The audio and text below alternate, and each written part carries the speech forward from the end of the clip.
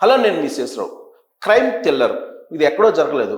కామారెడ్డి జిల్లా సదాశివపేట మండలం అడ్లూరు ఎల్లారెడ్డి చెరువులో జరిగింది. ఆడ జరిగినటువంటి సంఘటన ఏంటంటే, ఒక ఎస్ఐ, మరో కానిస్టేబుల్, ఇంకో కంప్యూటర్ ఆపరేటర్, వీళ్ళ ముగ్గురు అనుమానాస్పద స్థితిలో చెరువులో పడి ఉన్నారు.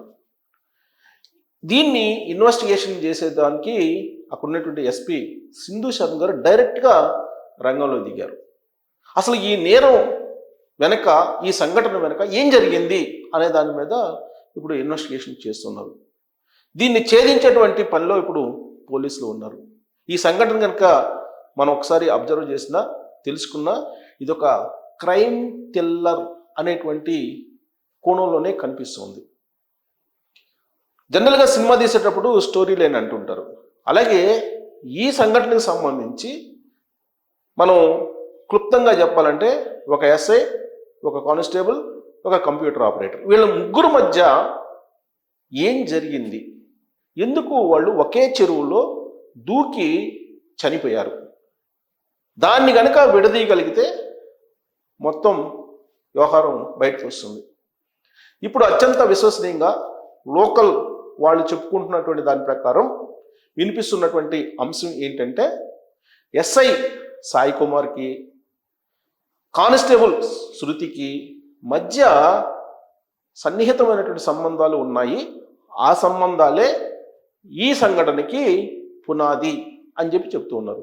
మరి మధ్యలో కంప్యూటర్ ఆపరేటర్ నిఖిల్ పాత్ర ఏంటి అనే దాని మీద కూడా ఇప్పుడు ఇన్వెస్టిగేషన్ జరుగుతోంది. అయితే అక్కడ పోలీసులు రకరకాల కోణాల నుంచి ఇన్వెస్టిగేషన్ చేస్తూ ఉన్నారు. ఈ సంఘటన అసలు ఎక్కడ బయలుదేరింది అనే దాని మీద కూడా చూస్తున్నారు. అసలు ఫస్ట్ ఈ సంఘటనని ఎలా పోలీసులు తెలుసుకున్నారు? ఎస్ఐ సాయి కుమార్ ఏమో బిక్కనూరు పోలీస్ స్టేషన్లో ఉన్నారు. ఆయన బిక్కనూరు పోలీస్ స్టేషన్కి ఎస్ఐ. బీబీపేటలోనేమో కానిస్టేబుల్గా శృతి పనిచేస్తూ ఉన్నారు. నిఖిల్ బీబీపేటలో సహకార సంఘానికి కంప్యూటర్ ఆపరేటర్గా పనిచేస్తూ ఉన్నారు. మరి వీళ్ళ ముగ్గురికి సంబంధించినటువంటి లింక్ ఏంటి అసలు అనే దాని మీద మనం కొంచెం లోతుగా పరిశీలిస్తే మనకు తెలిసినటువంటి సమాచారం ప్రకారం 2018 బ్యాచ్కి సంబంధించినటువంటి సాయి కుమారు తొలి పోస్టింగ్ బీబీపేటలో వేశారు. అక్కడే ఆయన దాదాపుగా 2 years పనిచేశారు. ఆ తర్వాత ఇటీవలే బిక్కనూరు ఎస్ఐగా ఆయనకు బదిలీ అయింది. అయినప్పటికీ కూడా బీబీపేట పోలీస్ స్టేషన్లో పనిచేసిన కానిస్టేబుల్ శృతికి, సాయి కుమార్కి మధ్య ఫోన్ సంభాషణ, అలాగే వీళ్ళిద్దరూ తరచూ కలవడం అనేది ఉంది అని చెప్పి పోలీసులు భావిస్తూ ఉన్నారు. దానికి కారణం ఏంటంటే, ఈ చనిపోయినటువంటి సంఘటన గురించి ఫస్ట్ ఫిర్యాదు చేసింది శృతి పేరెంట్స్. బుధవారం రోజు రాత్రి పొద్దుపోయినప్పటికీ కూడా శృతి ఇంటికి చేరలేదు. దాంతో ఆందోళన చెందినటువంటి పేరెంట్స్ పోలీసులకు ఫిర్యాదు చేశారు. వెంటనే ఆ బీబీపేట పోలీసులు సదాశివపేట మండలం, అలాగే అడ్లూరు ఎల్లారెడ్డి చెరువు దగ్గరికి సిగ్నల్స్ వెళ్ళాయని చెప్పి ఇన్వెస్టిగేషన్ చేసే ముందు వాళ్ళు ఏం చేశారు, శృతి పేరెంట్స్ నుంచి కంప్లైంట్ అందుకున్న వెంటనే బిక్కనూరు సంబంధించి ఎస్ఐకి ఫోన్ చేశారు. అంటే బీబీపేట పోలీసులకి సాయి కుమార్కి, శృతికి మధ్య సన్నిహితమైన సంబంధాలు ఉన్నాయి, పరిచయాలు ఉన్నాయి అనేటువంటి అనుమానం ఫస్ట్ వాళ్ళకి కలిగింది. దానికి కారణం ఏంటంటే, ఆల్రెడీ బీబీపేటలో సాయి కుమార్ ఎస్ఐగా పనిచేశారు. ఆ సమయంలో అటు శృతికి, ఇటు సాయి కుమార్కి మధ్య ఉన్నటువంటి సంబంధం ఏంటి అనేది బీబీపేట పోలీసులకు తెలుసు. అందుకే శృతి పేరెంట్స్ కంప్లైంట్ చేయగానే ఇమీడియట్గా ఫోన్ చేశారు. శృతి ఫోన్కి పని చేయట్లేదు. ఆ తర్వాత ఏం చేశారు, బీబీపేట పోలీసులు ఇమీడియట్గా సాయి కుమార్కి ఫోన్ చేశారు. సో సాయి కుమార్కి ఫోన్ చేస్తే సాయి కుమార్ ఫోన్ కూడా స్విచ్ ఆఫ్ చేస్తుంది. సో దీంతో సెల్ ఫోన్ సిగ్నల్స్ని పట్టుకొని వీళ్ళు వెతకడం ప్రారంభించారు. ఆ సిగ్నల్స్ ఎక్కడికి వెళ్ళినాయి, అడ్లూరు ఎల్లారెడ్డి చెరువు దగ్గరికి వెళ్ళి ఆగిపోయినాయి. అక్కడ పోలీసులు వెళ్ళగానే అక్కడ కనిపించింది ఫోను. ఎవరి ఫోను? శృతి ఫోన్ కనిపించింది. ఆ పక్కనే శృతి పూన్ పక్కనే ఇద్దరు పురుషులకు సంబంధించినటువంటి చెప్పులు కనిపించాయి. అక్కడి నుంచి స్టార్ట్ చేశారు ఇన్వెస్టిగేషన్. అప్పటికే రంగంలో దిగారు సింధు శర్మ గారు. సో ఇన్వెస్టిగేషన్ స్టార్ట్ చేస్తే అక్కడ రెస్క్యూ టీంని తీసుకొచ్చారు, గజ ఈతగాళ్ళని తీసుకొచ్చి చెరువులో వెతికించారు. వెతికితే ఎట్టకేలకు బుధవారం అర్ధరాత్రికి అటు శృతి మృతదేహాన్ని అలాగే కంప్యూటర్ ఆపరేటర్ నిఖిల్ మృతదేహాన్ని కనుగొన్నారు. కనుగొన్న తర్వాత సాయి కుమార్ కారు కూడా అక్కడే ఉంది గట్టు మీద, ఇది చెరువు గట్టు మీద. బహుశా సాయి కుమార్ది కూడా ఇక్కడే ఉంటుంది అని చెప్పి వాళ్ళు మరింత అన్వేషించడం ప్రారంభించారు చెరువులో. ఎట్టకేలకు గురువారం ఉదయం 11 గంటల ఆ ప్రాంతాన సాయి కుమార్ మృతదేహాన్ని కూడా గుర్తించారు. సో దీంతో ఒక నిర్ధారణకు వచ్చారు పోలీసులు.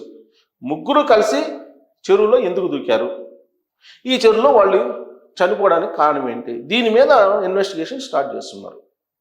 అయితే ఇన్వెస్టిగేషన్ స్టార్ట్ చేసినటువంటి క్రమంలో వస్తున్నటువంటి కొన్ని ప్రాథమికమైనటువంటి ఆధారాలను బేస్ చేసుకుని అనుమానాలు ఏంటంటే సాయి కుమార్కి నిఖిల్కి అలాగే శృతికి మధ్య నడిచినటువంటి సంబంధాలు ఏంటి, అసలు వాళ్ళ ముగ్గురు మధ్య ఉన్న లింకులు ఏంటి అనే దాని మీద బాగా కూలంకుషంగా ఇన్వెస్టిగేషన్ చేస్తున్నారు. ఒకటి, సాయి కుమార్కి అలాగే శృతికి మధ్య సంబంధాలు ఉన్నాయనేది ప్రాథమికంగా ఒక నిర్ధారణకి వచ్చారు. అయితే ఆయన బీబీపేట ఎస్ఐగా వచ్చే సమయానికి శృతి అప్పటికే విడాకులు తీసుకొని ఉన్నారు. అంతకుముందే ఆవిడకి పెళ్ళయింది శృతికి. ఇక్కడికి పోస్టింగ్ వచ్చిన తర్వాత సాయి కుమార్కి అలాగే శృతికి మధ్య సంబంధాలు ఏర్పడ్డాయి. సో ఈ సంబంధాలు కాస్త కొంచెం దాటి వెళ్ళాయి అనేది పోలీసులు అనుమానిస్తున్నారు. ఆ సాన్నిహిత్యాన్ని కొనసాగించారు. ఈ లోపుగా ఆయనకి ట్రాన్స్ఫర్ అయింది. బీబీపేట నుంచి ఆయనకి బెక్కనూరుకు బదిలీ అయింది. అయినప్పటికీ వీళ్ళ మధ్య సంబంధాలు ఉన్నప్పటికీ ఈ మధ్య కాలంలో కొంచెం తేడా వచ్చింది వీళ్ళిద్దరి మధ్య అనేటువంటిది పోలీసులు అనుమానిస్తున్నారు. మరి నిఖిల్ ఎవరు, నిఖిల్కి సాయి కుమార్కి శృతికి ఏంటి లింకు అని చెప్పి మీరు అనుకోవచ్చు.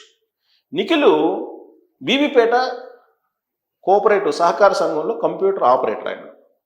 అలాగే పోలీస్ స్టేషన్లో ఏవైనా కంప్యూటర్స్ ప్రాబ్లం వచ్చినప్పుడు లేదంటే అక్కడ ఉన్నటువంటి నెట్వర్క్ ప్రాబ్లం వచ్చినప్పుడు ఈ నిఖిల్ అనే అతను రిపేర్ చేస్తూ ఉంటాడు. ఆ క్రమంలో అతను అనేక సందర్భాల్లో బీబీపేట పోలీస్ స్టేషన్ ఎస్ఐగా సాయి కుమార్ ఉన్నప్పుడు వస్తూ ఉండేవాడు. సో దాంతో పరిచయాలు ఏర్పడ్డాయి వీళ్ళ మధ్య, శృతికి సాయి కుమార్కి అలాగే నిఖిల్కి మధ్య. సో సాయి కుమార్ వెళ్ళిపోయారు, వేరే పోలీసు బదిలీ అయింది ఆయనకి. బట్ శృతికి అలాగే నిఖిల్కి మధ్య ఎలాగూ పరిచయాలు ఉన్నాయి కాబట్టి ఆ పరిచయాలు అలానే ఉన్నాయి. ఇంకొక వర్షన్ ఏంటంటే సాయి కుమార్కి శృతికి మధ్య వివాదాలు ఈ మధ్య వచ్చినప్పుడు మధ్యవర్తిత్వం కూడా వహించింది నిఖిలే అని చెప్తుంటారు.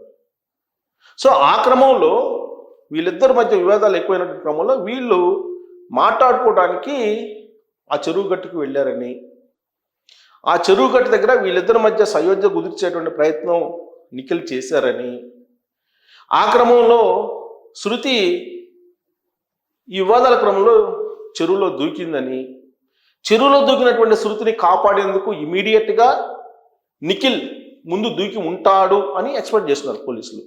నిఖిల్ దొరకంగానే అటు శృతి నిఖిల్ దొరకంగానే వాళ్ళని కాపాడటానికి ఎస్ఐ సాయి కుమార్ కూడా దూకే ఉండొచ్చు, దాంతో ముగ్గురు చనిపోయి ఉండొచ్చు అనేది ఒక అభిప్రాయానికి ఇప్పుడు పోలీసులు వస్తున్నారు, అక్కడ ఉండేటువంటి కామారెడ్డి పోలీసులు. అయితే అసలు చెరువు గట్టు దగ్గరికి వెళ్ళాల్సిన అవసరం ఏంటి అనేది కూడా ఒకటి ఉంది. ఎందుకంటే బీబీపేట, ఆయనేమో ఇంకో బెక్కనూరు దగ్గర ఉన్నారు, బెక్కనూరు ఎస్ఐ. సో కాబట్టి అసలు అక్కడికి వెళ్ళి వీళ్ళు పంచాయతీ కోసం వెళ్ళారా ముగ్గురు సయోధ్య కుదుర్చుకోవడానికి, లేదంటే అసలు ముందు నిఖిల్ని తోసేస్తే చెరువులోకి ఆ నిఖిల్తో పాటు శృతి కూడా దూకేసి ఉండవచ్చు. సో వాళ్ళిద్దరూ చనిపోయేటువంటి క్రమంలో ఇతను సాయి కుమార్ కూడా దూకి ఉండవచ్చు వాళ్ళని కాపాడటానికి అనేటువంటి కోణం కూడా కనిపిస్తుంది. సో మొత్తం మీద ఓవరాల్గా ఈ ముగ్గురి మధ్య నడిచినటువంటి రిలేషన్స్ అక్రమ సంబంధాల వైపు వెళ్ళిన కారణంగానే ఈ చావులకి ప్రధానమైనటువంటి కారణం అనేటువంటి ఒక న్యూస్ స్థానికంగా స్ప్రెడ్ అయింది. దీని మీద పోలీసులు ఇన్వెస్టిగేషన్ చేస్తున్నారు. ఇప్పటి వరకు స్పష్టంగా ఒక కంక్లూజన్కి అయితే రాలేకపోతున్నారు. బట్ కామారెడ్డి పోలీసులు మాత్రం ఈ కేసు ఒక ఛాలెంజ్గా మారింది. ఎందుకంటే ఒక ఎస్ఐ, ఒక కానిస్టేబుల్, పోలీస్ డిపార్ట్మెంట్కి సంబంధించినటువంటి సంఘటన కూడా ఇది. కాబట్టి దీన్ని ఒక ఛాలెంజింగ్గా తీసుకొని విచారిస్తున్నారు. ఇప్పటికే శృతి తల్లిదండ్రులను పిలిచి మాట్లాడారు. ఆ తర్వాత సాయి కుమార్కి సంబంధించినటువంటి వాళ్ళని కూడా పిలిచి మాట్లాడుతున్నారు. సాయి కుమార్ మొబైలు, శృతి మొబైలు స్వాధీనం చేసుకున్నారు. చెరువు గట్ట మీద పడినటువంటి వాళ్ళ చెప్పులు ఏవైతే ఉన్నారో వాటిని స్వాధీనం చేసుకున్నారు.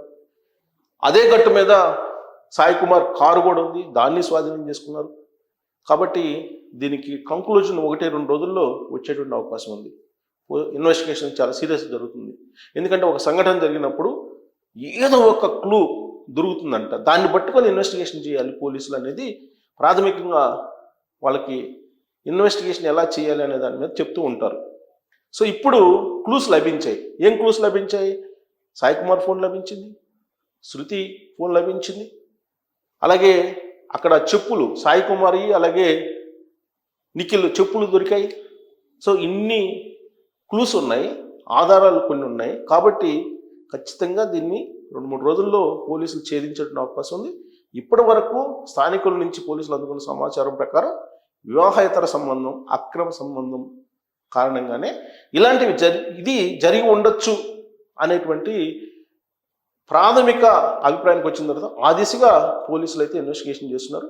దీన్ని కన్ఫర్మ్ చేయాల్సి ఉంది. ఇన్వెస్టిగేషన్ అయితే ఇంకా వేగంగా జరుగుతుంది. సో సింధు శర్మ గారు ఆ ఇన్వెస్టిగేషన్ని 2-3 రోజుల్లో ముగించేటువంటి అవకాశం ఉంది. తెలంగాణ పోలీసులు కూడా దీని మీద ఎక్కువగా కాన్సన్ట్రేషన్ చేసి ఈ కేసుకు సంబంధించి ఏం జరిగింది అనేది బయట పెట్టబోతున్నారు. Thank you very much.